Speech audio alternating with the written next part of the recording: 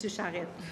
Merci, bon après-midi. J'écoutais ce matin le ministre Coiteux et je ne pouvais pas m'empêcher de me dire quelle incompréhension du dossier, malgré qu'il soit le ministre responsable, et quel manque d'humanité, de sensibilité. Il ne prend même pas la mesure de l'angoisse qui se vit chez les sinistrés. Ils sont nombreux, mes collègues ont eu l'occasion de le mentionner. Certains sont à l'hôtel depuis 4 mois. Moi, j'ai des gens dans ma circonscription qui ont été touchés dès les premières inondations, soit 1 mois plus tôt, et qui sont encore dans une situation précaire, n'ayant pas eu leur rapport d'évaluation. Donc, ce manque de sensibilité-là, il est effarant. On a connu en 2011, sur le côté du Richelieu, des inondations importantes.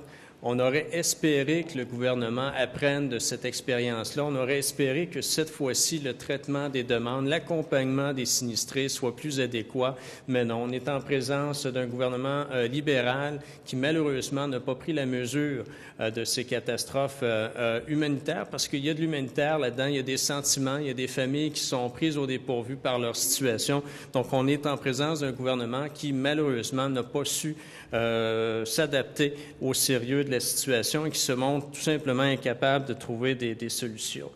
On aura éventuellement à se pencher. Là, on s'entend aujourd'hui, notre réaction, c'est pour dire faut arrêter les études, faut arrêter les consultations. Il y a des gens qui, urgemment, ont besoin d'une évaluation lorsque ce n'est pas fait. Et pour celles et ceux qui ont eu leur évaluation, on s'attend urgemment à ce qu'ils reçoivent leur rapport pour qu'ils puissent commencer les travaux. On est en septembre, à quelques semaines de l'hiver, et on a des gens dont la maison est encore complètement inhabitable et qui devrait être construite dans certains cas. Donc, dans un premier temps, on répond urgemment à ces gens et ultimement, il faudra réfléchir aussi et on demande au Bureau du protecteur du citoyen de se pencher sur la situation qui s'est produite.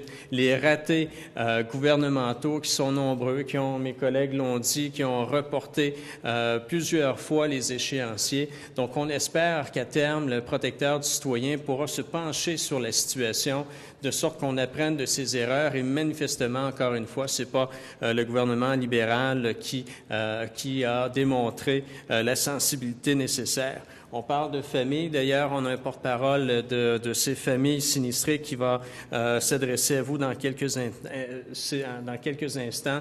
Une situation humaine insoutenable et malheureusement, on a un gouvernement qui n'a pas su y faire face et les mois passent. On mentionnait, moi, ça me dépasse. J'ai des gens, on pourrait chacun, autant André, Sylvie, que moi, vous parler de cas en circonscription.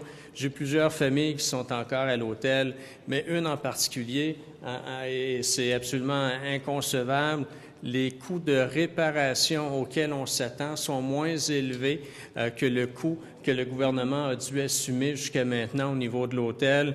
4 mois, facture mensuelle d'environ 7 500 $ par mois. Donc, une méconnaissance des fonctionnements minimaux de la bonne gestion publique. Et je vais, pour vous en parler davantage, laisser la parole au porte-parole, justement, le représentant des sinistrés.